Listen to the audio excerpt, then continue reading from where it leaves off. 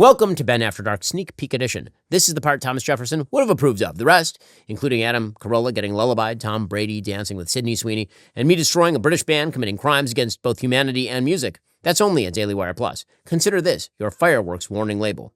Folks, as if there was anything else to start with, let's get into Diddy Watch.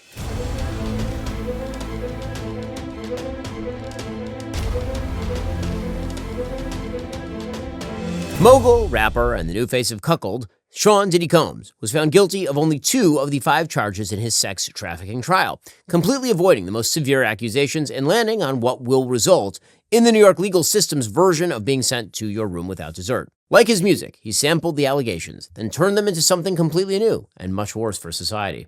After just 13 hours of deliberation, Diddy was found guilty of transportation to engage in prostitution and not guilty of sex trafficking and racketeering conspiracy. The deciding jury was made up of 8 men and 4 women, or, as Diddy refers to it, a disappointing turnout. For the prosecution, this was technically a win in the same way that herpes is technically manageable. And as soon as the verdicts were read, the streets around the courthouse were filled with fans of the musician, who reportedly celebrated by dancing around and spraying baby oil on each other. That's not a joke. It's just a sign of the end of the world.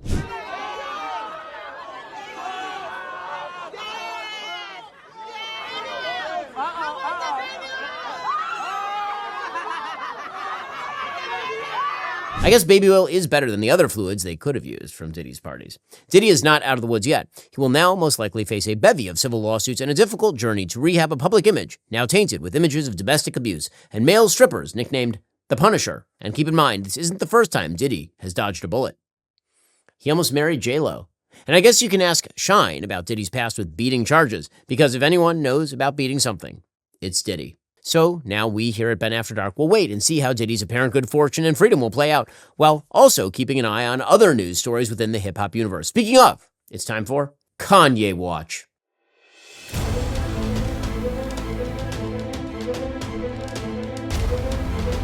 George Bush doesn't care about black people. It appears that John Legend has finally responded to Kanye's claim that he smells like mashed potatoes. Yeah, I mean, it's all kind of about Diddy right now. Can't really deny that. Anyway, if we learn something new, you'll be the first to find out. My work schedule has been incredibly busy as of late, as you know, especially because of the extended show. I still need to make sure I'm maintaining my health, hitting the gym, spending time with family, even with the crazy schedule. I've learned pretty quickly peak performance requires peak nutrition, not just caffeine. And that means the fruits and the veggies, whatever I have to do to get that in. That's why I'm grateful to have balance of nature. And that fits right into even the busiest of days. Imagine trying to eat 31 different fruits and veggies every day. Sounds miserable, time consuming. With balance of nature fruits and veggies, there's never been a more convenient dietary supplement to ensure you get a wide variety of fruits and veggies daily. Balance of Nature takes fruits and veggies, they freeze dry them, they turn them into a powder, and then they put them into a capsule. You take your fruit and veggie capsules every day, and then your body knows precisely what to do with them. It's kosher, which means I put them right in the protein smoothies. I'm good to go. Head on over to balanceofnature.com, use promo code Shapiro for 35% off your first order as a preferred customer. Plus, get that free bottle of fiber and spice. That's balanceofnature.com, promo code Shapiro. Last week, we speculated about one party that Diddy just missed, the Jeff Bezos-Lauren Sanchez wedding in Venice, Italy. And now, a week after the ceremony, still within Amazon's generous return window, by the way, we can finally analyze everything that went down during their very high-profile nuptials. As a reminder, last weekend, the supposed tech billionaire wed the former newscaster and cosplay astronaut, surrounded by friends, family, local protesters, furious their small town was being colonized by yachts, drones, and men who endlessly talk about cold plunging. But not everything went according to plan, even when you spend an alleged $50 million on a wedding, proving that billionaires are just like us. Even that guy from MTV's True Life, I'm Getting Married, when his limo was an hour late. That's how you're going to come off to me? That's how you're going to come off to me? Do you have any clue who you're talking to right now? Okay, besides the fact that it's my wedding, I'll cut you the up. You understand? So you get your ass here right now, or I swear on my father's grave, I will gut you like the piece of Wow, Jeff Bezos used to have a lot of hair. A classic scene. Reports say Bezos' original plan for the ceremony was to hire elite entertainment for the night, approaching 2 megastars to perform, Lady Gaga and Elton John, the gayest duo since Siegfried and Roy. But the Amazon founder balked when they asked for $6 million each, instead opting for a Spotify playlist and an after-party DJ. Considering this is the man who invented Prime Day, the least the singers could have done was offer a buy one, get one free promotion. Or he could have called his competitors at Temu and ordered Fergie and Clay Aiken instead. And with dozens of celebrities attending, including Orlando Bloom, Leonardo DiCaprio, Oprah, and her roommate, Gayle King, it was surprising to see some of the Hollywood pushback on the wedding, including Rosie O'Donnell, who called it gross excess. And if anyone knows gross excess, it's Rosie O'Donnell. Other notable names like Charlize Theron, Mia Farrow, and Olivia Munn appeared to take shots at the high price tag spectacle, but it was Katie Couric who called Sanchez's wedding dress tacky. And may I remind you, Katie Couric wore a Muppet on her shoulders to Donald and Melania's wedding in 2005.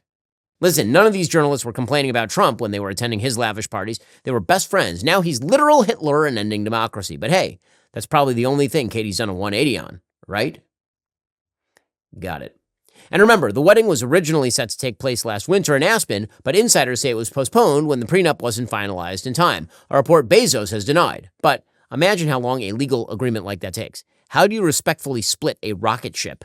And the biggest news of the weekend wasn't even Sanchez's dress or the outlandish floral arrangements. It was the possible connection between two guests, actress Sydney Sweeney and former football player Tom Brady. Rumors of a romance between the NFL legend and the newly single Euphoria star have run rampant after attendees noted they danced together until 2 a.m., which, as you know, means they had sex. I admit, it's a surprising pair, though, since Tom Brady has had his best results with just tight ends. No. Do not like. Tom may have been partying the night away in Venice this past weekend, but it was boxer Iron Mike Tyson who found himself on Fox News talking about drugs. The former champion is part of a fleet of athletes who have teamed up to urge President Trump to right the wrongs of the prior administration and followed through with their promise to address marijuana-related injustices, which we know was a field completely ignored by the Biden White House since they were busy dealing with crack.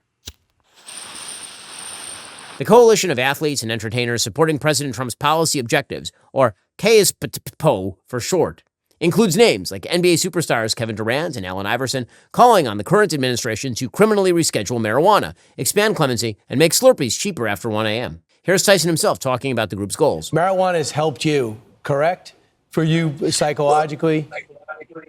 Well, listen, I hate to even say this. Just look at me, 30 years ago when I was fighting, and look at me now. Okay, let's look at him now then. Love you. Love you too. Maybe weed is just still impairing his judgment. Tyson would go on to echo a rather popular stance claiming cannabis is not a drug, but a form of medicine. And through no fault of his own, Tyson made these claims on Fox News less than a month after they put on a spotlight on this report. What happens to your arteries? What happens to your blood vessels when you smoke pot or even if you eat edibles? And it stiffens your blood vessels, the inner lining of it, increasing your risk for heart attack, stroke. Listen, I don't like being a narc here, but weed is in fact a drug, and we all know it. I don't think a letter to Donald Trump by fellows who graduated with a degree in family organization and leadership supervision will change that. We all have that one friend who got way too into weed and started asking questions like, is pie just a fruit sandwich? Let's agree, marijuana is at least a gateway drug to being criminally annoying. Mike Tyson is completely ignoring the fact that the drug offenders spending 15 to 20 years behind bars he's trying to free aren't just there because they lit up a doobie before a Pink Floyd light show. They were trafficking large amounts of marijuana, and usually bundled with narcotics that can't be proudly displayed on Seth Rogen's Instagram feed. It's true that Joe Biden completely dropped the ball on yet another campaign promise to the libs, dragging out any drug reform like it was the Tyson-Jake Paul fight. But maybe some things fall by the wayside for a good reason. Legalizing its doctor-controlled usage for adults is not quite the same as promoting it as a healer to children, which is a slippery slope you'll face when you call it medicine. And let's be honest, the day I look to Mike Tyson for medical advice is the same day I let Wesley Snipes do my taxes. There's no amount of weed that will get me that high. Why should we go to school and we're the dumbest motherfuckers on the planet as far as intelligence? Good point, Mike. Remember, folks, this is just the appetizer. The full barbecue, complete with goose teeth, hot dog classification debates, and Jeff Bezos' wedding playlist is ready to serve at Daily Wire Plus. Bring your own antacid. We'll see you there.